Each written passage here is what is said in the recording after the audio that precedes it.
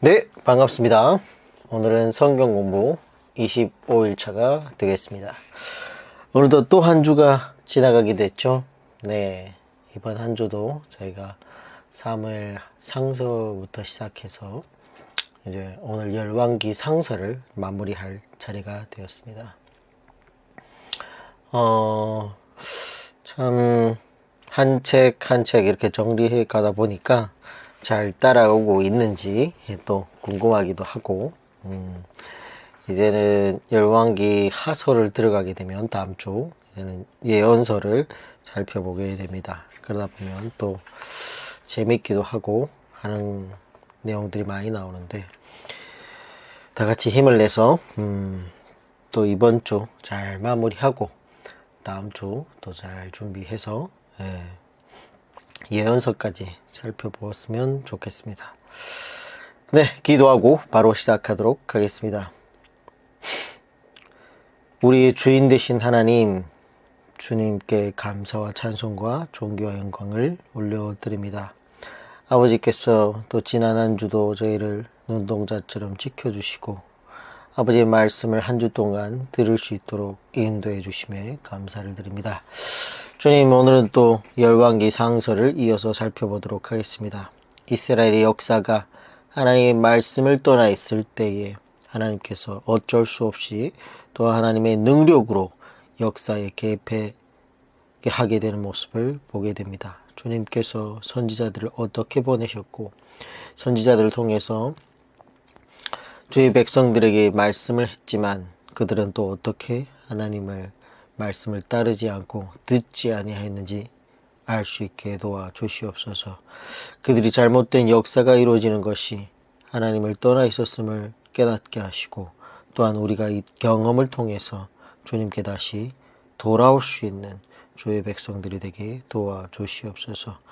깨달음을 주시고 깨닫는 마음을 주시기를 바라며 예수 그리스도 이름으로 기도드립니다. 아멘. 네, 오늘은 17장부터죠. 17장부터 마지막까지 가보도록 하겠습니다. 열왕기 상서 17장 1절. 길르앗에 우거하는 자 중에 디셉 사람 엘리야가 아합에게 말하되 내가 섬기는 이스라엘의 하나님 여호와께서 살아계심을 두고 맹세하노니 내 말이 없으면 수년 동안 비도 이슬도 있지 아니하리라 하니라. 엘리야는 북이스라엘의 선지자죠. 그리고 그가 와서 설교를 하는데 아주 간단하게 합니다. 그것은 내 말이 없으면 수년 동안 비도 이슬도 있지 아니하리라. 그게 답니다. 그는 이렇게 간단히 설교하고 그릿 시냇가에 숨어 지내게 됩니다. 17장 6절.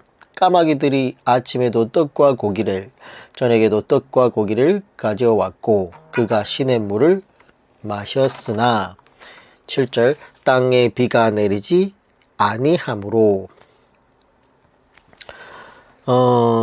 얼마 후에 그 시내가 마르니라. 가뭄과 흉년이 장기화되면서 결국은 엘리야가 숨어 지냈던 그릿 시냇가도 어떻게 됐어요? 말라버리고 그리고 까마귀도 더 이상 물어올 곳이 없다는 거야. 그래가지고 까마귀도 사표를 내던졌습니다. 그래서 하나님께서 이 시돈 지역에 있는 사르밧가부에게 신세를 또 엘리야에게 지게 하는 그런 모습이 나오는데 11절. 그가 가지러 갈 때에 엘리야가 그를 불러 사르밧가부를 불러 이르되 청하건대 내 손에 떡 한 조각을 내게로 가져오라. 12절. 그가 이르되 당신의 하나님 여호와께서 살아계심을 두고 맹세하노니 나는 떡이 없고 다만 통에 가루 한 웅큼과 병에 기름 조금뿐이니라. 내가 나뭇가지 둘을 주워다가 나와 내 아들을 위하여 이 음식을 만들어 먹고 그 후에는 죽으리라. 사르밧가부는 하나님을 믿는 사람일까요? 안 믿는 사람일까요? 당신의 하나님 여호와께 살아계심을 두고 맹세하노니 이런 얘기를 합니다. 아마도 믿는 사람일 가능성이 높죠. 그래서 하나님께 살아계심을 두고 맹세하노니 이런 얘기를 하지만 근데 나의 하나님 여호와께가 아니고 당신의 하나님이라고 하는 것을 보니까 믿었던 사람인 것 같아요. 오늘날로 말하면 교회를 다녔지만 이제는 교회를 나오지 않는 그런 사람이 아니었을까 미루어 추측을 해보는 거죠. 오랜 가뭄으로 사르밧 과부의 형편이 매우 어려워진 거죠. 근데 주의 종이 와서 이르기를 떡 한 조각을 내게로 가져오라 했다는 거예요. 만약 우리라면 어떻게 했을까요? 현재 남아있는 밀가루 조금과 올리브 기름은 사르밧 과부의 어쩌면 유일한 남은 재산이었을 거예요. 재산이라기엔 그렇지만 유일한 남은 음식이었죠. 어쩌면 이거는 과부와의 두 아들과의 생명이었을 수도 있다는 거죠. 근데 놀라운 것은 이 이방 여인이 주의 종의 말에 순종했다는 거예요. 그러므로 우리는 하나님을 섬긴다고 하면서 주의 종의 말에 순종하지 않거나 주의 종의 말을 이사로 무시하거나 또 다윗의 부하 요압처럼 그렇게 막 월권하는 그런 행동을 할 수 있는데, 하나님에게 순종하는 사람들은 정말로 하나님께서 쓰시는 사람들인 주의 종의 말에 어떻게 순종하는 것을 볼 수 있습니다. 순종하지 않는다. 그러면 좀 곤란하다는 거예요. 17장 15절 그가 가서 엘리야의 말대로 하였더니 그와 엘리야와 그의 식구가 여러 날 먹었으나 그가 가서 엘리야의 말대로 하였더니, 자, 이게 순종이죠. 이게 믿음이라는 거예요. 16절 여호와께서 엘리야를 통하여 하신 말씀같이 통의 가루가 떨어지지 아니하고 병의 기름이 없어지지 아니하리라. 하나님의 말씀에 순종한 이 여인에게 어떻게 지금처럼 또다시 큰 은혜가 부어지게 되는 것을 볼 수 있습니다. 18장 18장에서는 본격적인 엘리야의 이야기가 기록되어 있는데 1절 많은 날이 지나고 제3년에 여호와의 말씀이 엘리야에게 임하여 이르시되 너는 가서 아합에게 보이라. 내가 비를 지면에 내리리라. 누가복음 4장 25절에 엘리야 때에 3년 6개월 동안 비가 오지 않았다고 기록되어 있습니다. 이처럼 비가 오지 않으니까 얼마나 기근이 심했겠나는 하는 거죠. 3절 아합이 왕궁 맡은 자 오바댜를 불렀으니 이 오바댜는 여호와를 지극히 경외하는 자라. 밑줄 칩니다. 하나님을 지극히 경외하는 자라. 구약에 등장하는 우리의 믿음의 조상들이 하나님을 경외하는 공통된 믿음의 태도를 볼 수 있어요. 이처럼 하나님을 두려워하는 것이 믿음의 기본 자세라는 거예요. 4절 이세벨이 여호와의 선지자들을 멸할 때에 오바댜가 선지자 100명을 가지고 50명씩 굴에 숨기고 떡과 물을 먹였더라. 대단한 섬김의 모습이죠. 그런데 오바댜가 이렇게 할 수 있었던 것은 무엇 때문이었을까? 어떻게 이렇게 섬길 수 있었을까? 그것은 그가 하나님을 경외했기 때문이라는 거예요. 다시 말하면 하나님을 두려워하는 마음이 그에게 있었기 때문에 이세벨을 두려워하지 않고 이렇게 하나님의 선지자를, 하나님의 사람을 섬길 수 있었다는 거죠. 50명씩 굴에 숨겨서. 그리고 또 이 사람이 뭐예요? 왕궁 맡은 자였다는 거야. 극심한 기근 중에 100명의 선지자를 섬겼다는 것은 대단한 일이죠. 지금 한 명만 섬겨도 이세벨이 죽일 판인데 100명을 굴에 숨겨서 섬겼다는 거예요. 그것도 국가 요직에 있으면서 오바댜가 했다는 것은 그 자리에 연연하지 않았다는 것을 볼 수 있습니다. 내일이 발각되어서 죽으면 죽으리라. 그래도 나는 누구? 하나님의 선지자들을 섬기겠다. 이런 마음을 갖고 있었다는 거죠. 그래서 참 이렇게 어려운 순간에도 하나님께서는 주의 백성들을, 주의 택한 백성들을 어떻게 숨겨주셨다는 거예요. 그래서 정말 우리가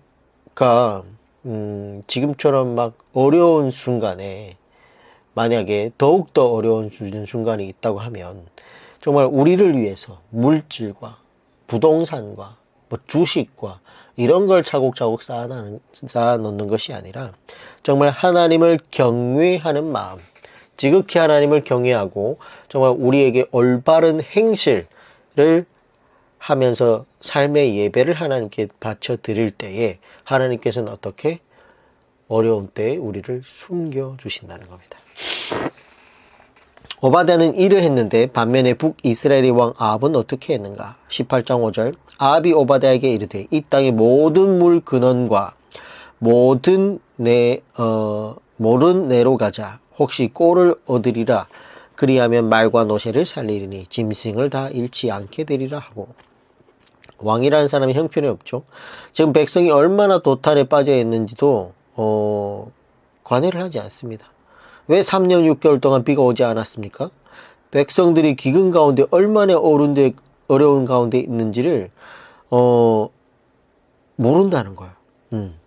그리고 하나님의 심정은 어떠한지 그런 것은 전혀 생각하지 않고 오직 자기 이익만 챙기는 그런 이기주의자의 모습이 기록되어 있다는 거예요. 지금 백성들이 굶어 죽고 있는데 말과 노새를 위해서 짐승들을 잃을까봐 뭐를 얻으러 가자? 물과 근원을 얻으러 가자. 이런 얘기를 하고 있다는 거예요. 아무튼 아합과 오바댜가 말과 노새를 살리기 위해서 물을 찾으러 나가게 되는데 그리고 엘리야를 거기서 만나게 됩니다. 그때 아합이 엘리야를 만나자마자 한 말이 17절 말인데 18장 17절 엘리야를 볼 때에 아합이 그에게 이르되 이스라엘을 괴롭게 하는 자여 너냐? 이스라엘을 괴롭게 하는 자가 누구예요? 아합과 에세벨 아닙니까? 근데 엘리야를 만나자마자 이스라엘을 괴롭게 하는 자여 너냐? 이렇게 얘기하고 있다는 거예요. 그러니까 얼마나 미련한 사람이에요. 이렇게 미련한 사람은 하나님도 감당이 안 되는 겁니다. 지금 하나님께서도 아합이 감당이 안 되시는 거예요, 지금. 네. 이처럼 하나님께서 이런 미련한 사람은 어떻게 손 쓸 수가 없다는 거예요.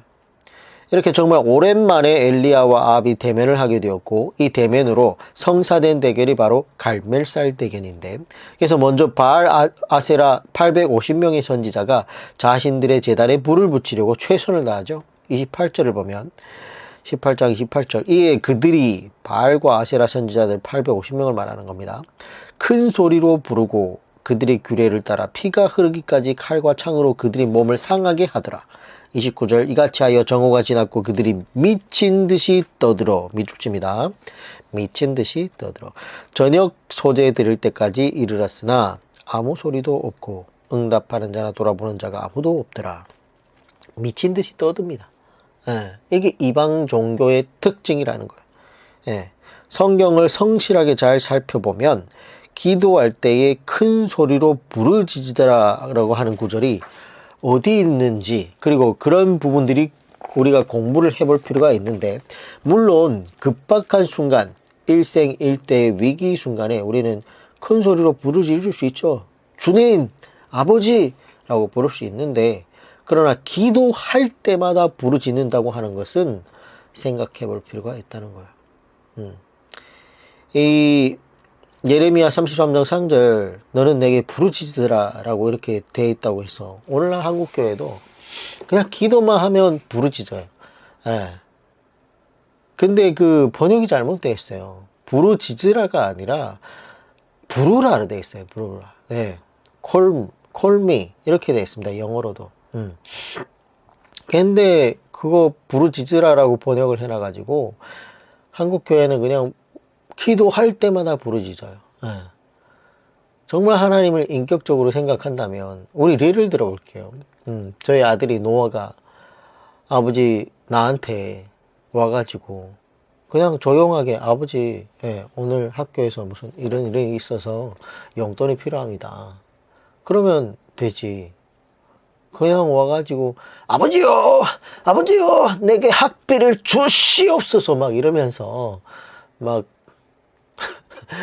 주여 삼창을 해대고 그렇게 하면 뭐라 그러겠어요. 야 학비는커녕 너 지금 언제부터 그랬냐? 오래됐냐? 네. 그렇게 얘기하지 않겠습니까? 그리고 기도할 때도 그냥 부르라. 그리고 우리가 보통 아버지한테 얘기를 할 때 여호와 우리 아버지 이런 얘기도 잘 하면 안 좋습니다. 여호와는 하나님의 성호입니다. 그래서 그냥 아버지 우리가 우리 아버지를 실질적인 아버지 부를 때 저희 아버지 이름은 조남을 이초로라고 쓰는데 이초로 아버지 이렇게 안 부르잖아요. 그냥 아버지 이렇게 부르지 않습니까? 그래서 하나님의 성호를 함부로 부르는 것도 안 좋습니다. 예. 그래서 기도할 때마다 여호와 우리 아버지 이렇게 부르지도 않는 게 좋고, 주여 삼창, 이것도 너무 오해가 많아요. 한국 교회는 정말 너무 만연되어 있죠. 그냥 대체로 통성기도 한답시고 주여 삼창을 부르짖는데, 이방 사람들이 보기에는 꼭마치 정신 나갔다는 거예요. 광신도들 같지 않겠습니까? 저희 교회는 통성교회를 거의 안 합니다. 예. 목회자들이 눈치가 있어야지. 신규 정말 새신자가 왔는데 아무도 아직 모르는 상태에서 막 통성기도를 막 해대고 막 광기 이런 것처럼 막 울고 불고 막 기도를 하면 그 사람들이 보기에 제가 그랬어요. 금방 교회를 나갔을 때 너무 처음에는 적응이 안 됐었어요. 그런 것들 때문에. 그래서 하나님께서는 품이 있으신 하나님이고 질서 있는 하나님이에요. 기도는 뭐예요? 예수님께서 가르치기를 내 골방에 가서 조용히 부르짖을 수는 있다는 거예요. 교회에서 통성기도를 저희는 잘 안 합니다. 주여 삼창 이런 것도 안 합니다. 왜 주여 삼창을 합니까? 하나님 뭐 문제가 있습니까? 없잖아요. 그냥 조용히 우리 아버지께 얘기하듯이 그냥 우리가 한나의 기도를 보세요. 입술로 그냥 읊조려도 하나님 다 알아듣습니다. 하나님 뭐 귀가 먹었습니까? 우리가 말을 하지 않아도 우리 생각과 머리카락까지 재시는 하나님이신데 왜 꼭 그렇게 통성 기도를 해야 되고 주의 삼창을 불러야 되고 막 통성으로 기도를 해야 되고 어떤 분들은 막 뭐 하늘 보좌를 흔들어야 된대. 그 하늘 보좌를 흔들면 어떡합니까? 우리 대통령이 말을 안 듣는다고 해가지고 앉아있는 막 의자를 흔들어봐. 어떻게 되겠어요? 그러니까 말을 너무 함부로 해. 성경을 모르니까 너무 함부로 한다는 거예요. 그래서 이런 문화, 이런 것들이 다 이방 종교에서 온 겁니다. 정말 교회는, 우리 기독교는 정말 정금 같은 교리를 갖고 있지만, 이 교회가 나아가고 있는 이 문화를 보면 정말 걸레같이 만들어놨어.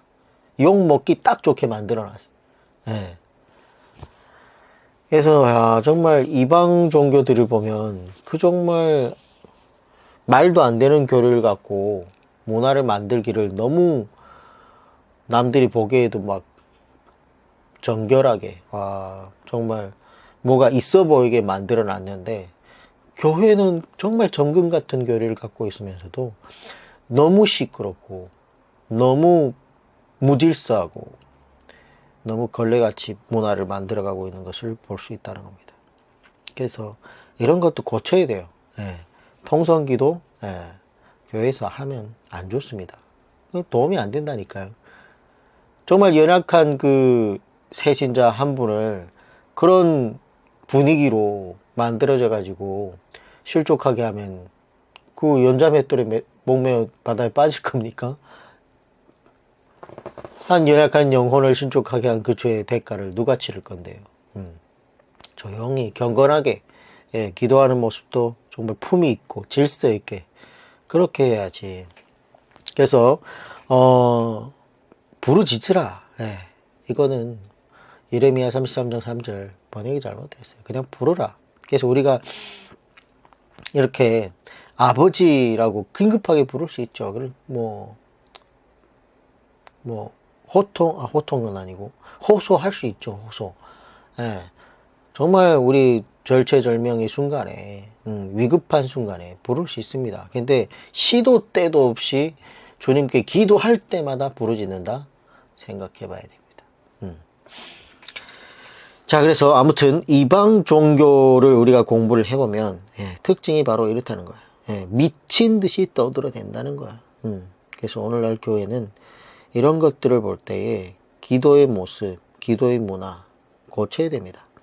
자, 엘리야가 차례가 되었죠, 이제. 그런데 그가 어떻게 했는가? 그는 여호와의 제단에 물을 3번이나 끼얹었습니다.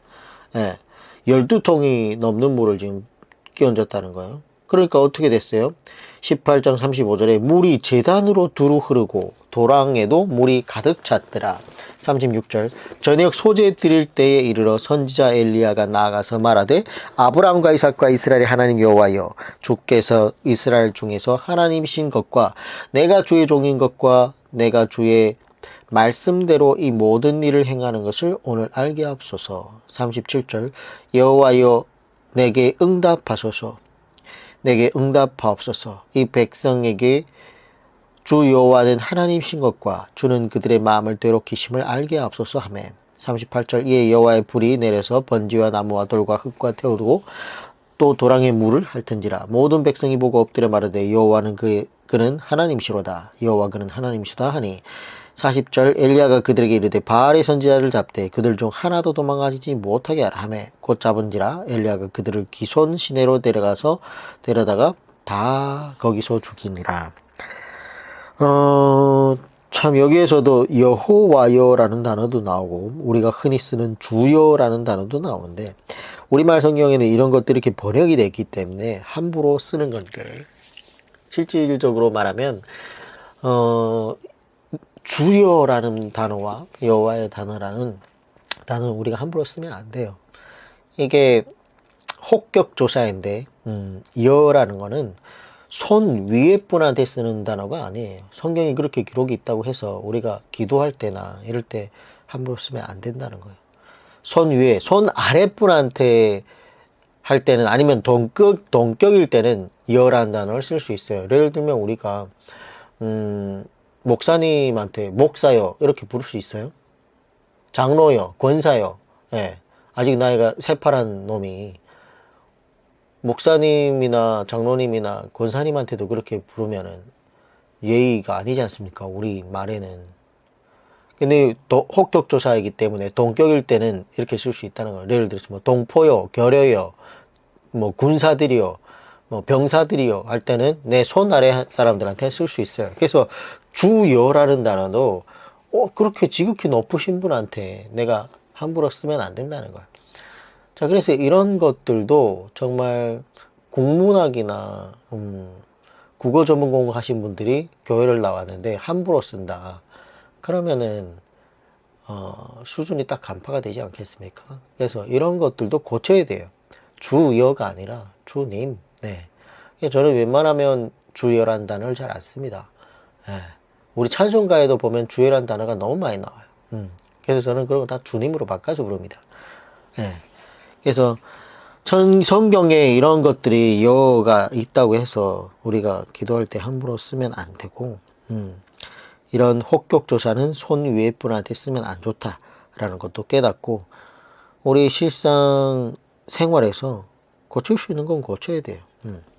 자, 그래서 이쯤 되니까 뭐 바알 선지자들 싹 잡아 죽이고 하니까 우리 생각할 때는 백성들이 좀 어떻게 될 거라고 생각하고 있지 않습니까? 다시 말해서 놀라운 일들이 이미 경험했잖아요. 하늘에서 불이 내려오고 막 백성들이 직접 경험했고 그리고 그들은 여호와 그는 하나님시로다. 우리의 하나님시로다. 이렇게 고백까지 했고 그리고 백성들이 바알 선지자를 다 죽였고 그러면 뭐 바알 아세라 종교는 끝장나고 아합과 뭐 온 북이스라엘 백성들이 여호와를 인정하고 섬기게 되지 않겠나 하고 생각할 수 있는데 근데 그게 그렇게 간단하지 않다는 겁니다. 오늘날 이단 뭐 교주 죽으면 뭐 끝날 것 같지 않습니까? 근데 그게 그렇게 간단하지 않다는 거예요. 안상홍이 죽으니까 어때요? 어머니 하나님이 또 나오잖아요. 쉽지 않다니까 이게. 이거는 뭐 사람이 하는 거라고 보시면 안 돼요. 영적 세계입니다. 정말 사단이 하고 있는 거기 때문에 오늘날도 신사도 운동과 은사주의자들 힐링 임파테이션 이런 걸 하면서 뜨거운 체험만 하고 기적만 일어나면 뭔가 큰 역사와 부흥이 일어날 줄 알지만 전혀 그렇지 않대요. 점점 더 변질하고 심각해가고 있다는 거죠. 그래서 쉽지 않아요. 이 바알 종교는 정말 잘 만들었어요. 풍요의 신인데 바알이. 근데 이 풍요함을 받으려면, 그 풍요의 복을 받으려면 내가 뭘 해야 되냐? 제사를 드려야 되는데, 그게 음행의 제사라는 거예요. 예. 간음을 하고, 그러면은 복 받는다는 거예요. 그러니까 타락한 인간이 너무 좋아하는 거를 만들어 놨어. 내가 간음을 하고 음행을 하면 풍요함을 받는데, 풍요로움을 받는데, 바알신에게. 그러니까 잘 없어 앉습니다. 예, 타락하기 딱 좋은 신상을 만들어 놔가지고 얼마나 좋아요? 죄를 짓는데 복 받는다. 인간을 가만히 놔두면 죄 짓고 있는 이중인격자가 되지 않았습니까? 죄인이다 보니까 가만히 놔두면 지옥 가게 되어 있습니다. 예. 그런데 거기에다가 기름을 부어놨어. 그러니까 바알 종교가 없어지겠습니까? 그래서 이런 것들이 쉽게 바뀌지 않는다는 거예요. 18장 41절. 엘리야가 아합에게 이르되 올라가서 먹고 마시소서 큰 비 소리가 있나이다. 18장 42절. 아합이 먹고 마시러 올라가니라. 엘리야가 갈멜산 꼭대기로 올라가서 땅에 꿇어 엎드려 그의 얼굴을 무릎 사이에 넣고. 자, 이것이 기도의 자세입니다. 땅에 꿇어 엎드려 그의 얼굴을 무릎 사이에 넣고. 자, 기도할 때에는 반드시 꿇어 엎드려 하나님을 경외하는 마음과 자세를 가지고 해야 된다는 거죠. 이렇게 엘리야가 간절히 기도했더니 3년 6개월 만에 비가 내리는 이야기가 42절 이하에 기록되어 있습니다. 이 정도면 아합 왕이 믿을만하지 않겠습니까? 앞에서 그 놀라운 역사를 보았고, 그리고 3년 6개월 만에 비가 지금 오고 있고, 근데 아합이 놀랄 뿐이지 믿음이 생겼다 생기지 않았다? 생기지 않았다는 거예요. 그래서 역사가 하나님의 뜻대로 너무 진행되지 않으니까, 그리고 이스라엘 백성과 하나님 사이에 너무 대화가 안 되니까 하나님께서 이런 기계적인 강압적인 방법까지 동원해 보시지만 결국 타락한 인간이 하나님께로 돌아오지 않았다는 거예요. 결국 이 방법으로도 인간과의 대화가 이루어지지 않았다는 거예요. 그러므로 우리가 명심할 것은 기적을 통해 믿음이 생기다는 것은 아니에요. 기적을 통해 믿음이 생기지 않고, 기적을 통해 사람이 변화되지 않는다는 겁니다. 그래서 악하고 음란한 세대가 표적을 구한다. 이런 얘기가 신약성경에 예수님이 얘기하지 않습니까? 보고 믿겠다 하는 것은 좋은 믿음이 아니에요. 예수님께서도 얘기하듯이 보지 않고 믿는 믿음이 좋은 복된 믿음이다. 이렇게 얘기하고 있지 않습니까? 자, 그리고 18장 41절 이하를 보면 엘리야가 아합에게 이르되 올라가서 먹고 마시소서 큰 비 소리가 있나이다. 이런 얘기 아합에게 얘기를 했습니다. 자, 이 말씀을 어떻게 한국교회는 오해를 하고 있는 부분이 있는데, 이 말씀을 가지고 한국교회의 대부흥의 역사가 일어날 것이다. 이러면서 이 구절을 인용하고 있다는 거예요. 엘리야가 아합에게 이르되 올라가서 먹고 마시소서 큰 비 소리가 있나이다. 그리고 갈멜산의 역사가 있었어도 이스라엘의 대부흥의 역사가 일어나지 않았는데, 근데 그 말씀을 가지고 오늘날 한국교회의 대부흥 역사가 온다고 주장할 수 있겠습니까? 그러니까 성경을 정말 언제 어디서 누가 누구에게 어떻게 왜 이런 얘기를 했는지를 살펴보지 않고 그냥 그 요절만 빼다가 막 불이 임한다 막 이러면서 성경은 불이 임하는 주의 종이 와도 단 한 사람도 돌아오지 않았지 않습니까? 지금 보면 엘리사를 통해서 하늘에서 불이 정말 내려왔지 않습니까? 그런데 이스라엘 백성들이 돌아왔어요? 그 경험을 통해서 보고 안 돌아왔어요. 근데 이 비 내리는 걸 보고 하늘에 큰 대부흥의 성령이 우리에게 임할 것이다 이러면서, 다시 한번 얘기하지만 성령은 이미 왔습니다. 하늘에 올라갔다 다시 내려오고 그러지 않습니다. 예수님께 승천하시고 성령님을 보내주신다고 하지 않았습니까? 그때 와서 지금까지도 우리와 함께 하신다고 하지 않았습니까? 올라갔다 내려갔다 하는 분이 아니에요. 그래서 이런 것도 다 오해를 하고 있고 잘못 가르치고 있는 거예요. 요한계시록에 보면 거짓 선지자가 이적과 기적을 일으켜가지고 사람들을 미혹한다고 하셨습니다. 그리고 예수님은 악하고 음란한 세대가 표적을 구한다고 했습니다. 이렇게 성경을 우리가 쭉 전체적으로 볼 때 이런 말씀을 언제 어디서 누가 누구에게 왜 했는지 알 수 있지 않습니까? 근데 이 구절을 빼가지고 그냥 창작이나 하고 자기 써먹기 좋게 그냥 말을 갖다 붙이고 이런 거는 말이 안 된다는 거예요. 자, 19장 가겠습니다. 19장 1절로 가면 오히려 어떤 일이 일어나냐면 놀라운 대부흥이 일어난 것이 아니에요. 19장 1절 아합이 엘리야가 행한 모든 일과 그가 어떻게 모든 선지자를 칼로 죽였는지를 이세벨에게 말하네. 고자질했죠. 2절 이세벨이 사신을 엘리야에게 보내요. 이르되 내가 내일 이맘때 반드시 내 생명을 저 사람들 중 한 사람의 생명과 같게 하리라. 그렇게 하지 않으면 신들이 내게 벌 위에 벌을 내림이 마땅하니라 한지라. 오히려 더 악하게 행하는 아합과 이세벨의 모습이 기록되어 있습니다.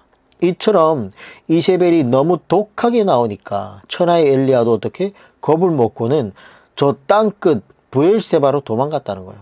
거기 가서 가지고 로뎀나무 아래에서 더 이상은 못하겠습니다. 하나님 죽여주옵소서. 이런 믿음 없는 고백을 하게 되는데 이 브엘세바라는 거는 정말 이스라엘 땅끝이죠. 그래서 오늘날로 말하면 한국에서는 뭐 남해까지 갔다 뭐 이런 얘기입니다. 멀리 도망간 거죠. 서울에 있다가. 자, 그동안 엘리야가 혼자서 이 타락한 시대에 북이스라엘 상대로 너무 고생을 했죠. 그러다 보니까 에너지가 바닥나 버린 거예요. 어떻게 보면 번아웃이 온 거예요. 그러니까 하늘에서는 비상소집이 생기는 겁니다. 엘리야라도 있어서 이 정도라도 하나님의 뜻이 좀 이루어질 수 있었을 텐데 엘리야가 지금 로뎀나무 아래 가가지고 죽여달라고 이렇게 하나님께 구하고 있으니까 그래서 하나님께서 천사를 보내요. 엘리야에게 음식을 제공해 주셨습니다. 그리고 위로해 주셨어요. 그랬더니 좀 힘이 생기자 이번에는 호렙산 시내까지 도망을 가버렸어요. 그때 하나님께서 직접 엘리야를 만나셨는데 지금 하나님께서 쓰실 만한 사람이 없어가지고 얼마나 답답했으면 천사를 보내서 음식을 제공하시고 하나님께서 엘리야를 직접 만나시고 이미 앞에서 보았듯이 까마귀를 통해서 음식을 제공하시고 이런 것들은 정말 결국은 하나님의 쓰실 만한 사람, 하나님이 쓸 만한 사람 준비가 없기 때문에 준비가 안 됐기 때문에 지금은 뭐 북이스라엘 엘리야 한 사람밖에 없으니까 이렇게 사람이 희소해서 상당히 곤란해 하시는 그 하나님의 입장을 우리가 이해할 수 있어야 된다는 거예요. 오늘날도 마찬가지입니다. 예, 하나님이 쓰실 만한 사람이 없어. 예, 정말 온전히 하나님께 헌신된 사람이 없어요. 정말 교회에서 뭐 사역한다고 하는데 다 자기가 좋아서 하는 것일 수 있어요. 하나님이 지금 쓰고 있지 않습니다. 어쩌면. 예, 말씀을 모르고 있는데 어떻게 정말 온전히 정말 하나님이 주인입니다라고 이렇게 헌신된 분이 있을까요? 지금 이 시대에 얼마나 있을까요? 정말 대단한 분들도 있죠. 예, 정말 오제에 가서 선교하고 있는 우리 교회 또 박정대 선교사님 같은 분들도 있고 정말 이름 모를 하나님의 사람들이 많죠. 그런데 오늘날 대형교회나 지금 이 현재 교계에서 보여주고 있는 사역한다시는 분들 하나님께 진짜 헌신을 했다고요? 못해요. 잘 신학생들도 잘 못해요. 온전히 하나님의 주인이라고 그렇게 하는 분들이 극히 드뭅니다. 왜? 저 아프리카로 가라면 어떡해? 저 우크라이나로 가라면 어떡해? 러시아로 가라면 어떡해? 겁이 나서 못해요, 헌신을. 그래서 정말 하나님은 염치 있는 분이시기 때문에 그렇게 헌신을 해드리지 않는 이상은 쓰고 있지 않습니다. 인격적으로. 강제적으로 여러분을 데리다가 어디다 놓지 않는다고. 자, 그래서 지금 엘리야 또한 번아웃이 오게 된 겁니다. 그래서 하나님께서 직접 엘리야를 만나시는데 14절을 보면 나옵니다. 19장 13절 엘리야가 듣고 겉옷으로 얼굴을 가리고 나가 굴 어귀에 섬에 소리가 그에게 임하여 이르시되 엘리야야 내가 어찌하여 여기 있느냐 여기 숨어 있느냐 이런 얘기를 하죠. 사람이 하나님을 바로 만나면 죽어버립니다. 우리의 타락하고 망가진 몸을 가지고 하나님을 만나면 바로 죽어버려요. 그러므로 성경을 보아도 하나님을 만났다는 사람들도 하나님이 직접 본 사람들은 없고 다 얼굴을 그리고 뭐 등을 가리고 빛을 보고 뭐 이 정도지 하나님을 직접 그렇게 본 사람은 단 한 명도 없어요. 감히 하나님을 보고 싶다 그런 표현을 그래서 우리가 하면 돼요, 안 돼요? 안 돼요. 하나님 내 앞에 나타나주시면 안 돼요. 하나님은 빛이시고 어둠은 뭐다? 죄이기 때문에 빛이 있으면 어둠이 사라지게 돼 있어가지고 우리는 죄인이기 때문에 바로 죽어버립니다. 엘리야야 내가 어찌하여 여기 있느냐. 기독교는 숨어 있으면 안 되는 것인데 근데 엘리야가 지금 숨었다는 거예요. 15절 여호와께서 그에게 이르시되 너는 내 길을 돌이켜 광야를 통하여 다메섹에 가서 이르거든 하사엘에게 기름을 부어 아람의 왕이 되게 하고 16절 너는 또 님시의 아들 예후에게 기름을 부어 이스라엘의 왕이 되게 하고 또 아벨무홀라 사밧의 아들 엘리사에게 기름을 부어 너를 대신하여 선지자가 되게 하라. 하나님께서는 엘리야에게 다음과 같은 사명을 주십니다. 첫 번째 하사엘에게 기름을 부어 아람 왕을 세우는 거고 예후에게 기름을 부어 북이스라엘의 왕을 삼는 거고 엘리사에게 기름 부어 내 후계자로 세우라. 자 여기에 보면 하사엘에게 기름을 부어 아람 왕을 세우라. 자 그러면 우리는 이스라엘만 하나님께서 챙긴다고 들지 않습니까? 생각하고 있지 않습니까?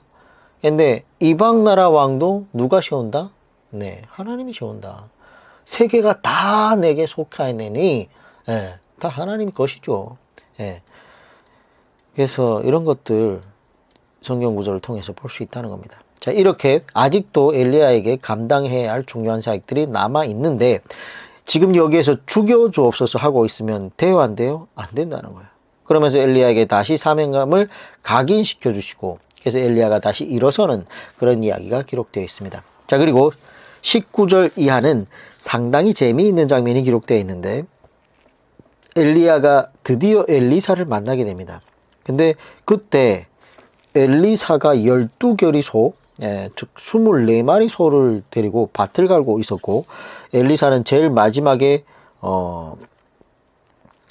밭을 갈고 있었는데 부르는 게 참 기가 막힙니다. 그렇게 밭을 갈고 있는 엘리사에게 엘리야가 다가가서 아무 말도 하지 않아요. 자기의 겉옷을 탁 벗어서 그냥 엘리사에게 훅 던졌어요. 그랬더니 갑자기 엘리사가 소를 버리고 엘리야에게 달려가 가지고 청하건대 내 부모와 입 맞추게 하소서. 그리한 후에 당신의 종이 되겠습니다 라고 했다는 거예요. 그랬더니 내가 너에게 뭐라 했나? 그랬더니 돌아가라. 내가 내게 어떻게 행해야 했나? 이렇게 얘기하고 있지 않습니까? 그러니까 아무 말도 안 했는데 지금 옷만 던졌는데 엘리사가 뭐예요? 알아차렸다는 거예요. 자기를 부르는 걸.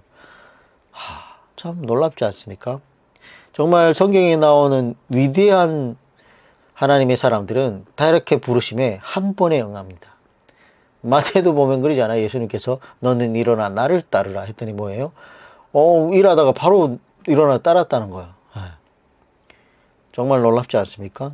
우리도 저기 어디 동사무소 가가지고 너는 일어나 나를 따르라. 내가 너를 사람을 낚는 업으로 모세 아니고 베드로도 그렇고 단번에 따랐다는 거예요. 자기 모든 것을 버려두고. 참 놀랐습니다. 아무 말도 안 했는데 뭐예요? 엘리사가 알아차렸다는 거예요. 19장 21절 엘리사가 그를 떠나 돌아가서 한 계리 소를 가져다가 잡고 소의 기구를 불살라 그 고기를 삶아 백성들에게 그동안 고생했던 종들이죠. 그런 상당히 부유한 사람의 집안에서 자라난 것 같아요. 백성에게 주워 먹게 하고 일어나 엘리야를 따르며 수종 들었더라. 이는 진리에 반응하는 사람의 자세가 어떻게 해야 되는 것을 알 수 있는 부분이죠. 기적을 보여준 것도 아니고 이야기를 길게 해서 설득한 것도 아닙니다. 단지 그냥 만나서 겉옷을 그에게 던졌을 뿐인데 알아들었다는 거예요. 그래서 통하는 사람은 이렇게 통한다는 거예요. 베드로 예수님을 만났고 요한이 따르는 것도 광경도 그렇고 야고보, 나다니엘, 세리, 마태 다 이 제자가 되는 광경을 보면 자 이렇게 통했다는 거예요. 뭔지. 엘리야의 사역은 후계자를 세우면서 마무리가 되게 되는데 그래서 엘리야의 그 놀라운 사역 전체를 통해서 유일하게 믿음이 생긴 사람이 누구예요? 엘리사 한 명이라는 거예요. 그가 기적을 통해서 믿음이 안 생겼잖아요. 그래서 기적을 통해서 믿음이 생기는 게 아니라는 거예요. 믿음은 뭐예요? 들음을 통해서 하나님 말씀을 들음으로 믿음이 생기는 거예요. 그래서 다시 한번 짚어주면 엘리야가 놀라운 기적을 보여주었지만 그 기적을 통해서 북이스라엘 백성들과 아합과 이세벨에게 믿음이 생기지 않았습니다. 예수님께서 우리에게 뭐라고 분명히 말씀하셨는가 보면 보지 못하고 믿는 자들이 복이 있다. 보고 뜨거운 체험을 하고 믿는 자들이 복이 있는 것이 아니라 보지 못하고 믿는 자들이 복이 있다고 하셨습니다. 바울 사도는 어떻게 말씀했는가를 보면 믿음은 들음에서 난다고 하셨지, 참 믿음이라는 것은 들음에서 나고 들음은 그리스도의 말씀으로 말미암는다고 이렇게 로마서 10장 17절에 나와 있죠. 근데 다른 사본으로 보면 하나님의 말씀으로 말미암아 있다고 이렇게 되어 있어요. 그러면 하나님의 말씀, 예수님의 말씀을 들음으로써 우리가 참 믿음이 생기는 것이지 기적을 통해서 참 믿음이 생기는 것은 아니라는 거예요. 어떤 체험을 통해서 생기는 건 아니라는 거예요. 그래서 하나님의 말씀을 올바르게 들어보는 것이 굉장히 중요하다는 거예요. 그리고 우리가 참 믿음이 생기면 그 믿음을 가지고 순종할 때에 때로는 기적이 일어난다는 겁니다. 이렇게 순서를 명확하게 해서 주님을 믿어야지 기적을 맨 앞에 놓고 믿어보겠다고 하는 것은 상당히 안 좋은 위험한 상황이라는 거죠. 자, 20장, 열왕기상 20장에는 아람왕 베다닷이 12만 7천 대군을 이끌고 북이스라엘을 2번 치는 내용이 나와 있는데, 이때 북이스라엘의 군인의 수가 고작 7,232명이었다는 거예요. 그래서 아람의 12만 7천의 대군 과 북이스라엘의 7,232명이 서로 대치를 하게 되는데, 자, 이것이 보여주는 것은 하나님의 자기 계시입니다. 하나님께서 자기를 계시할 때에 대표적인 방법이 세 가지로 있는데, 첫째는 성경을 통해 계시하죠. 이것이 하나님께서 가장 원하시는 방법이죠. 하나님께서는 인격체답게 말로 하고 싶어 하는 거죠. 우리랑 소통을. 근데 특별 계시의 말씀인데 그걸 우리가 잘 보지 않으니까. 그래서 우리는 이 특별 계시에 가장 가치를 많이 두고 있죠. 그러므로 성경이야말로 가장 중요한 하나님의 계시라는 것. 그래서 우리는 성경을 통해서 하나님을 알아보는 거예요. 둘째, 일반 계시죠. 자연 만물이죠. 성경으로 대화가 안 될 경우에는 자연 만물을 통해서 우리에게 계시하십니다. 눈이 오게 하시고, 바람이 불게 하시고, 비가 오게 하시고, 태풍이 불게 하시고, 번개가 치게 하시고, 그리고 가을이 되면 우리가 봤듯이 아름다운 세상 만물을 형형색색으로 바꿔주면서, 이런 수많은 자연만 보아도 우리가 하나님을 알아볼 수 있어야 된다는 거예요. 아브라함처럼 특별 계시가 없을 때 하나님을 믿었다는 거예요. 하나님을 찾았다는 거예요. 야, 이 세상 만물을 보면서, 야, 이건 누구의 분명히 디자인을 했다. 신이 계시다. 이렇게 아름다운 세상을 우연하게 만들어줄 수는 없다. 하나님이 계시다면 어디 계시느냐 찾았다는 거예요, 아브라함이. 자, 셋째는 막다른 골목과 같은 큰 어려움과 문제들로 해가지고 하나님을 자신을 계시를 합니다. 현재 북이스라엘은 하나님과 대화가 되지 않으니까, 그리고 일반 계시로도 전혀 통하지 않으니까 하나님께서는 북이스라엘을 막다른 골목으로 내모셔가지고 큰 어려움과 문제를 통해서 하나님이 어떠한 분이신지를 알리고 계시는 겁니다. 그래서 이러한 계시의 방향을 통하여 우리가 알 수 있는 것은, 하나님께서는 우리 인간들이 하나님을 알기를 원한다는 거예요. 정말로 하나님을 제대로 알았으면 좋겠다고 하시는 그런 마음이 간절하시다는 것을 알 수 있습니다. 그래서 하나님께서는 아람의 12만 7천의 대군을 통하여 대화를 시도하는 것. 그게 하나님의 방법이라는 거예요. 그래서 참 여러분들이 특별 계시를 제대로 보지 않고 나에게 만약에 어려움이 왔다. 그러면 하나님께서 어쩌면 여러분을 하나님을 알게 하기 위해서, 하나님께로 돌아오게 하기 위해서 여러분에게 어려움이 생겼을 수도 있다는 겁니다. 28절 끝을 보면, 그때의 하나님의 사람이 이스라엘 왕에게 나와 말하여 이르되, 여호와의 말씀에 아람 사람이 말하기를 여호와는 산의 신이요 골짜기의 신은 아니라 하는도다. 이러므로 내가 이 큰 군대를 다 내 손에 넘기리니 너희는 내가 여호와인 줄을 알리라 하셨나이다 하리라. 자, 아람의 12만 7천의 대군을 보내신 목적이 너희는 내가 여호와인 줄을 알리라라는 거예요. 하나님의 자기 계시를 위한 것이라는 거예요. 하나님께서 어떤 분이신지를 북이스라엘 백성들이 좀 알았으면 좋겠다는 기대를 가지고 12만 7천의 대군을 보내셨다는 거예요. 지금까지 말씀으로 율법으로 대화가 되지 않았기 때문에 또 기적을 통해서도 대화가 이루어지지 않았기 때문에 큰 군대를 통해서 하나님께서 어떤 분이신가를 말씀하시는 것을 보게 되는 겁니다. 이러한 것들이 하나님께서 대화를 시도하는 마지막 방법이라는 거예요. 자, 그래서 아람과의 1차, 2차의 전쟁에서 기적같이 승리하게 해 주셨습니다. 그런데 아합이 전혀 깨닫지 못합니다. 7,232명을 데리고 12만 7천명하고 싸워가지고 이겼는데 그걸 하나님이 도와준 걸 몰랐다는 거예요. 깨닫지 못했다는 거예요. 20장 42절 그러니까 한 무명의 선지자가 왕께 아뢰되 여호와의 말씀이 내가 멸하기로 작정한 사람을 아람 왕 베나닷 작정한 사람을 네 손으로 놓았은즉 내 목숨은 그의 목숨을 대신하고 내 백성은 그의 백성을 대신하라 하셨나이다. 자, 이처럼 아합은 하나님과의 대화가 통하지 않은 사람이었어요. 미련한 왕이었어요. 그는 하나님을 알지 못하였고 하나님께서 북이스라엘의 7천여 군사로 아람의 12만 7천 명의 전쟁에서 2차례나 이기게 해주셨지만도 몰랐다는 거예요. 그래서 하나님께서는 아람 왕 베나닷을 죽이라고 하셨는데 또 죽이지 않았어요. 이 아람 왕 베나닷이 예전에는 빼앗았던 성읍을 돌려주겠다. 또 다메섹에 아합로라는 도로를 만들어주겠다고 하니까 결국은 어떻게 적당히 타협을 하고 아람 왕을 살려주었던 겁니다.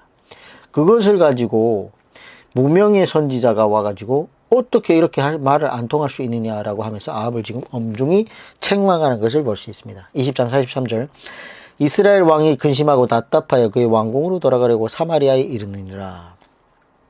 근심하고 답답하여 여기에 이 근심하고는 히브리어로 사르라는 말을 쓰고 있는데 화가 난, 골이 난 그런 뜻이고 답답하여 이 말은 히브리어로 자에프라고 하는데 기분이 나쁜 이런 뜻입니다. 그래서 무명의 선지자가 책망을 했더니 뭐예요? 아합이 화를 내고 기분이 나빴다는 거예요. 그래서 하나님께서는 어지간하면 아합 왕과 북이스라엘이 긍휼을 베풀어서 좀 더 어떻게 바르게 안내해 보려고 애를 쓰시는데 아합이 이토록 말이 통하지 않으니까 말이 통하는 것은 고사하고 회개하지 않고 계속해서 못된 마음을 먹고 책망을 하면 오히려 화를 내고 기분이 나빠하고 이런 무지한 그의 모습을 기록하고 있는 겁니다. 그래서 오늘날 우리에게 네가 이런 거 잘못했잖아. 오늘날 우리에게 강단에서 목사님이 말씀을 선포하실 때 우리 마음에 찔림이 있는데 그 찔림을 받고 회개를 하고 무릎 꿇고 하나님께 돌아가야 되는데 목사님이 그런 얘기를 한다고 해서 지는 뭣도 막 이런 식으로 지는 죄 안 짓나? 막 이러면서 미워하고 시기하고 기분이 나빠하고 화가 나고 이런 건 뭐예요? 여러분이 미련한 것일 수 있다는 거예요. 우리가 미련한 것일 수 있다는 거예요. 그래서 그런 마음이 들면 빨리 깨닫고 돌아와야 돼요. 더 나아가면 돌아올 수가 없어요. 열왕기상서 21장으로 가면 더 악한 생각을 하는 아합의 모습을 볼 수 있는데 21장에는 유명한 나봇의 포도원에 대한 이야기가 나오죠. 이번에는 아합이 나봇의 포도원을 욕심을 내는데 나봇이 아합에게 또 포도원을 순수히 주지 않습니다. 그래서 21장 4절 이스라엘 사람 나봇이 아합에게 대답하여 이르기를 내 조상의 유산을 왕께 줄 수 없나이다 하므로 아합이 근심하고 답답하여 왕궁으로 돌아와 침상에 누워 얼굴을 돌리고 식사를 아니하니 이 나봇이란 사람이 소유물이냐 생명이냐 이런 책도 읽어보지 않았기 때문에 뭐예요? 소유물보다 생명이 중요하지 않습니까? 왕에게 지금 이걸 안 내줘가지고 결국은 이 악한 이세벨의 괴휼에 꾀엄을 당해가지고 그냥 순순히 내줄 수밖에 없는 그런 상황을 보고 있습니다. 자, 그랬더니 아합이 어떻게 했냐? 근심하고 답답하여. 앞에 본 대로 그 히브리어 똑같습니다. 화가 나고 기분이 나빴다는 거예요. 아합이. 그는 욕심이 많고 마음이 못된 인물이죠. 21장 5절 그의 아내 이세벨이 그에게 나와 이르되 왕의 마음에 무엇을 그지만 식사를 아니하니까 그러니까 막 화가 나고 막 이러니까 지금 막 밥도 안 먹고 막 들어 누워 있으니까 이세벨이 와가지고 왜 그러냐고 물어본 거죠. 21장 6절 왕이 그에게 이르되 내가 이스라엘 사람 나봇에게 말하여 이르기를 내 포도원을 내게 주되 돈으로 바꾸거나 만일 내가 좋아하면 내가 그 대신에 포도원을 내게 주리라 한즉 그가 대답하기를 내가 내 포도원을 내게 주지 아니하겠노라 하기 때문이로다. 21장 7절 그의 아내 이세벨이 그에게 이르되 왕이 지금 이스라엘 나라를 다스리니까 일어나 식사를 하시고 마음을 즐겁게 하소서. 내가 이스라엘 사람 나봇의 포도원을 왕께 드리리다 하고. 그러니까 이세벨이 뭐냐 그러면 아이고 왕이요 이 이스라엘 전체 나라를 다스리는 왕이 지금 그거 하나 때문에 지금 어찌 못하고 지금 쩔쩔매고 지금 화를 내고 밥도 안 먹고 이렇게 있습니까? 어서 일어나 밥이나 잡수셔. 마음을 즐겁게 하고 있어요. 네, 밥 먹기 전에 내가 그거 빼어서 오겠습니다. 막 이런 얘기를 하고 가는 거예요. 자, 그래가지고 이 이세벨이 나가가지고 나봇이 하나님과 왕을 저주하였다라고 이렇게 누명을 씌워가지고 돌에 맞아 죽게 해버렸습니다. 참 악하죠. 21장 15절 이세벨이 나봇이 돌에 맞아 죽었다 함을 듣고 이세벨이 아합에게 이르되 일어나 그 이스라엘 사람 나봇이 돈으로 받고 주기를 싫어하던 나봇의 포도원을 차지하소서. 나봇이 살아있지 아니하고 죽었나이다. 16절 아합은 나봇이 죽었다 함을 듣고 곧 일어나 또 좋아라 하고 일어나가지고 이스라엘 사람 나봇의 포도원을 차지하러 그리로 내려갔다는 거예요. 아합과 이세벨이 이렇게 추악한 악행을 하고 있으니까 하나님께서 이 모든 것을 다 보고 계셨다는 거예요. 그래서 하나님께서 아합에게 엘리야를 보내셨죠. 21장 17절 여호와의 말씀이 디셉 사람 엘리야에게 임하여 이르시되 너는 일어나 내려가서 사마리아에 있는 이스라엘의 아합 왕을 만나라. 그가 나봇의 포도원을 차지하러 그리로 내려갔나니 너는 그에게 말하여 이르기를 여호와의 말씀이 내가 죽이고 또 빼앗았느냐고 하셨다 하고 또 그에게 이르기를 여호와의 말씀이 개들이 나봇의 피를 핥는 곳에서 개들이 내 피 곧 내 몸의 피도 핥으리라 하였다 하라. 또 빼앗았느냐? 예, 이런 얘기가 나옵니다. 여호와의 말씀이 내가 죽이고 또 빼앗았느냐. 그러니까 이 나쁜 아합이 이런 일이 한 번이야 하루 이틀이 아니었다는 거죠. 그죠? 또 빼앗았느냐 이런 얘기가 나오는 거 보면. 자, 그리고 여호와의 말씀이 개들이 나봇의 피를 핥는 곳에서 개들이 내 피 곧 내 몸 피도 핥으리라고 하는 이런 엄중한 경고가 엘리야를 통해서 아합에게 주어지게 되는 겁니다. 그리고 이세벨에게도 하나님의 경고의 말씀이 주어지게 되는데 21장 23절 이세벨에게도 대하여도 여호와께서 말씀하여 이르시되 개들이 이스라엘 성읍 곁에서 이세벨을 먹을지라. 예로부터 아합과 같이 그 자신을 팔아 여호와 앞에서 악을 행한 자가 없음은 그를 그의 아내 이세벨이 충동하였음이라. 참 이세벨이 더 악한 영이라는 걸 볼 수 있습니다. 22장 1절 아람과 이스라엘 사이에 전쟁이 없이 3년을 지냈더라. 20장에는 아람의 대군과 북이스라엘 간의 전쟁을 살펴보았고 그 전쟁 후에 3년간 전쟁이 없었다는 거예요. 2절 셋째 해에 유다의 여호사밧이 왕이 이스라엘의 왕에게 내려가매 왜 남유다 왕이 북이스라엘 왕에게 내려갔을까? 남유다와 북이스라엘 사이에 계속 전쟁이 있었던 건데 어떤 일이 있었기에 남유다 왕이 북이스라엘 왕에게 내려갔는가? 이런 중요한 부분을 저자가 지금 생략한 것인데 때문에 우리는 보충 설명이 필요합니다. 왜 내려가는가? 자, 아합과 이세벨 사이에 아달랴라는 딸이 하나 있었어요. 이세벨이 이 딸을 얼마나 교육을 잘 시켰던지 이세벨이 독사라면 이 아달랴는 날아다니는 불뱀이에요. 악하다 못해 나중에 우리가 살펴보겠지만 자기 손주들도 막 살해하고 자기가 왕이 되는 이런 악한 딸이 바로 이세벨의 딸 아달랴라는 거예요. 그러니까 엄마보다는 10배가 악했다는 거예요. 예. 근데 이 아합과 이세벨이 이 아달랴를 그렇게 악하게 키워서 남유다 4대 왕 여호사밧의 집에 시집을 보냅니다. 그래서 여호사밧의 뒤를 이어 남유다 5대 왕이 될 여호람 왕자의 부인으로 아달랴를 시집 보내게 된 거죠. 그래서 원래 남유다와 북이스라엘은 원수지간인데 근데 이 이세벨이 얼마나 정치를 잘했던지 남북 왕국이 사돈지간으로 만들어 버렸던 거예요. 자, 이렇게 되다 보니까 아합이 여호사밧에게 사마리아로 이렇게 내려오라고 초청을 했는데 그리고 여호사밧이 사돈의 초청에 의해서 지금 내려갔던 거예요. 근데 열왕기의 저자는 이러한 부분들을 생략하고 있는데 이세벨에는 오래전부터 짜놓은 마스터 플랜이 하나 있었어요. 그것은 아합이 머리에서 나온 것이 아니고 전부 이세벨의 머리에서 나온 건데 첫 번째 아달랴를 독하게 길러가지고 남유다의 차기 대주권자인 여호람에게 시집을 보내놓은 거죠. 그리고 현재 대권을 잡고 있는 여호사밧을 사마리아로 초청해서 여호사밧 앞에서 아합이 자기 신하들에게 호통을 치는 거죠. 22절 3절 이스라엘의 왕이 그의 신하들에게 이르되 길앗 라못은 본래 우리의 것인 줄을 너희가 알지 못하느냐. 우리가 어찌 아람의 왕 손에서 도로 찾지 아니하고 잠잠히 있으리요 하고, 자, 이렇게 사돈을 곁에 모셔놓고 분위기를 썰렁하게 만들어버리는 거죠. 그때 여호사밧이 어찌할 줄 몰라 하는데, 이때 아합이 이렇게 말합니다. 22장 4절에 아합이 뭐라고 하냐면 여호사밧에게 이르되 당신은 나와 함께 길앗 라못으로 가서 싸우지 않겠느냐. 여호사밧이 이스라엘 왕에게 이르시되 나는 당신과 같고 내 백성은 당신의 백성과 같고 내 말들도 당신의 말들과 같으니이다. 자, 이렇게 해가지고 아합은 여호사밧의 마음을 한번 떠봤는데, 근데 이 여호사밧이 순진해가지고 미련해가지고 딱 걸려든 거죠. 그래서 결국은 아합과 여호사밧, 남유다와 북이스라엘이 함께 아람을 치러 길앗 라못으로 올라가게 되는 거죠. 그래서 이미 20장에서 우리가 봤던 것처럼 아람의 12만 7천 대군이 괴멸된 적이 있지 않았습니까?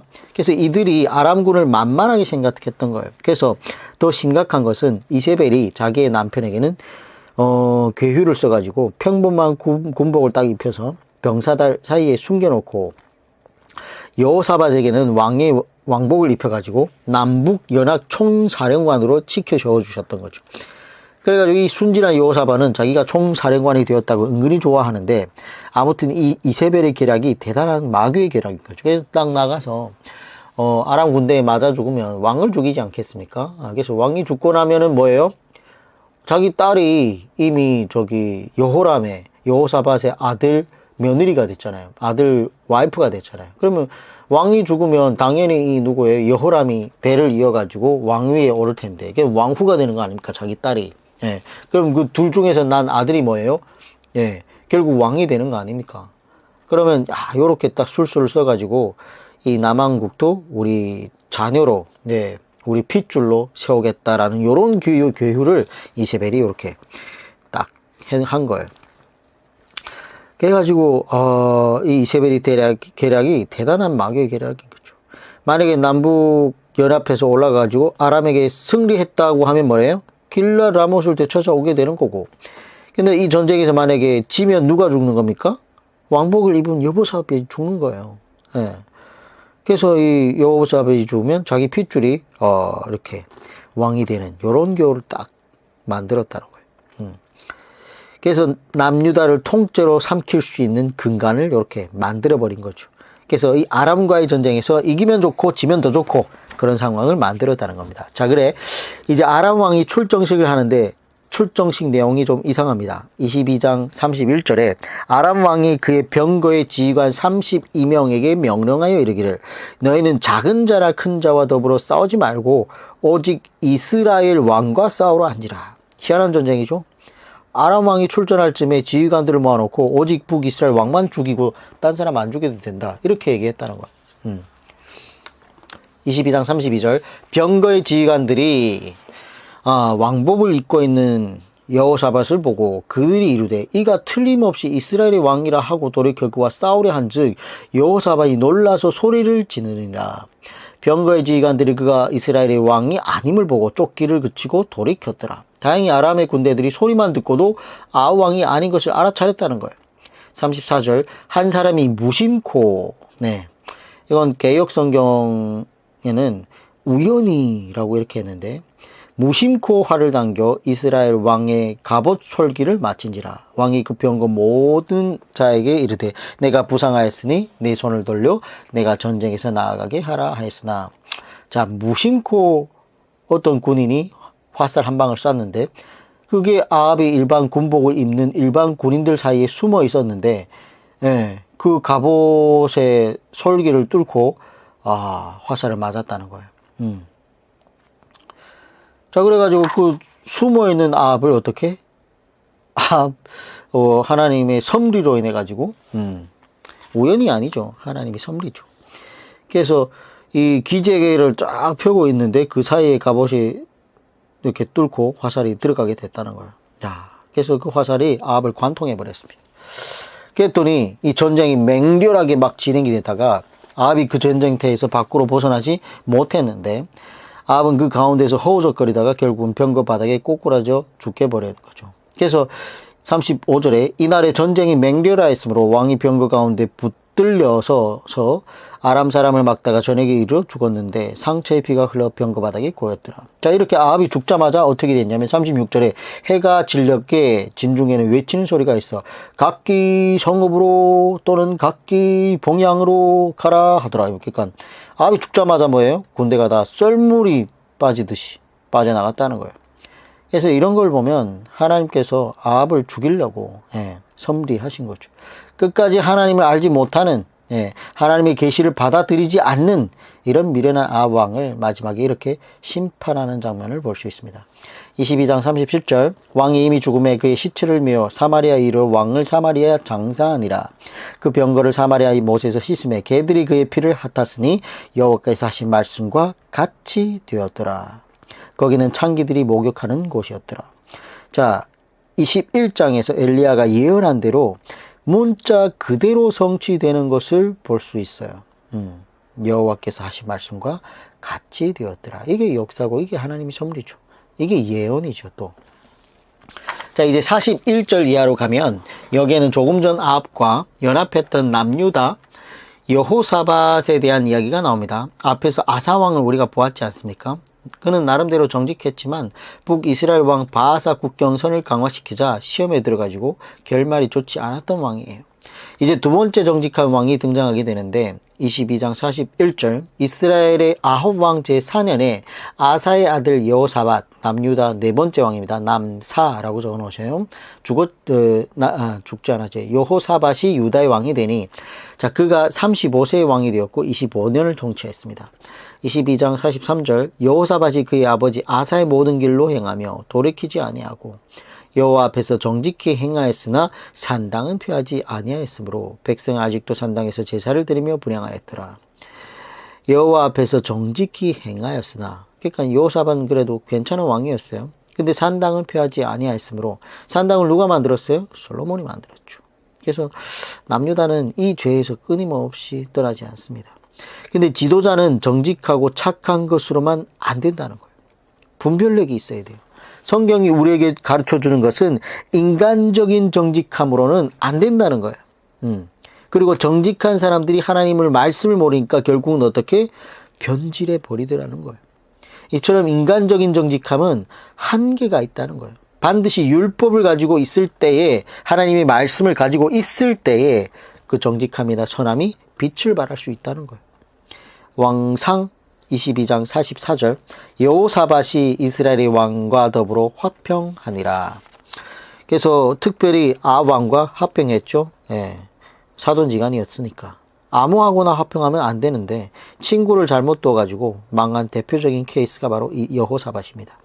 지금 우리 개신교 목사님들이 자꾸 카톨릭 신부들과 어울리고 있어요. 중들하고 어울리고 있습니다. 정교회와 어울리고 있습니다. 정교회는 동성연애자들도 주교가 됩니다. 그런 자들과 하나님 안에서 한 가족이라고 하면서 어울릴 사람들도 따로 어울릴 사람들이 따로 있을 텐데 이런 사람들하고 어울려 다니면서 요즘에는 뭐 카톨릭 신부, 목사, 중 그리고 저기 어디에 네 명이 돌아다니면서 뭐 합창도 하고 뭐 난리 났던데 뭐 상담도 해주고 그러면서 무슨 중은 프랜차이즈고 개신교는 뭐 개인 사업자니 이런 얘기를 하고 다니면서 참 그렇습니다. 22장 50절 여호사밧이 그의 조상들과 함께 자매 그의 조상 다윗성에 그의 조상들과 함께 장사되고 그의 아들 여호람 남유다 다섯 번째 왕입니다. 남오라고 적어놓으면 좋습니다. 여호람이 대신하여 왕이 되니라. 자, 정직했지만 지혜롭지 못하고 분별력이 없었던 여호사밧이 허망하게 죽게 되고 그의 아들 여호람이 왕이 되게 됩니다. 근데 그 부인이 누구예요? 이세벨이 키운 아달랴지 않습니까? 아달랴 딸. 이세벨의 딸 아달랴입니다. 아달랴라는 거죠. 그리고 51절부터는 다시 북이스라엘의 역사가 나옵니다. 22장 51절 유다의 여호사밧 왕 제17년에 아합의 아들 아하시야 북8 북이스라엘 8번째 왕이에요. 아하시야가 사마리아에서 이스라엘의 왕이 되어 2년 동안 이스라엘을 다스리니라. 그가 여호와 앞에서 악을 행하여 그의 아버지 아합의 길과 그의 어머니 이세벨의 길과 이스라엘에게 범죄하게 한 느밧의 아들 여로보암의 길로 행하며 그가 여호와 앞에서 악을 행하여 북이스라엘 한결같아요. 아하시아도 아버지 아합과 어머니 이세벨의 길을 따라갔고 그리고 뭐예요? 여로보암의 길을 따라갔다는 거예요. 금송아지를 우상 숭배하는 사상에서 벗어나지 못했다는 거예요. 22장 53절 바알을 섬겨 그에게 예배하여 이스라엘 하나님 여호와를 노하게 하시기를 그의 아버지의 온갖 행위같이 하였더라. 결국 아합과 아하시아는 뭐예요? 부전자전이에요. 그래서 너무너무 북이스라엘은 점점 악을 행할 그래서 나중에 정말 종교 박람회가 돼가지고 이 뭐예요? 신약 성경에 보면 유태인들은 사마리아라고 하면 치를 떠는 걔들만도 못한 그런 사람을 잡종이 돼버려가지고 그렇게 취급하는 것을 볼 수 있습니다. 자, 이렇게 열왕기 상서가 끝났고 다음 주 우리 이어서 열왕기 하서를 보게 됩니다. 이번 한 주도 참 사무엘 하서부터 시작해가지고 사무엘 상서부터 시작해가지고 하서부터 시작했군요. 사무엘 하서부터 시작해가지고 열왕기 상서까지 이렇게 마무리하게 됐습니다. 자, 그래서 25일이 끝났죠. 벌써 한 달이 지나고 5일을 또 마무리하게 됐습니다. 다음 주 또 이번 주말 토요일 일요일 주님의 은혜 가운데 임하시고 하나님하고 기쁜 마음으로 만나보는 그런 예배를 드리시고 다음 주 월요일 날 또 뵙도록 하겠습니다. 한 주 동안 평안하시기를 바라겠습니다. 다음 주에 뵙겠습니다. 수고하셨습니다.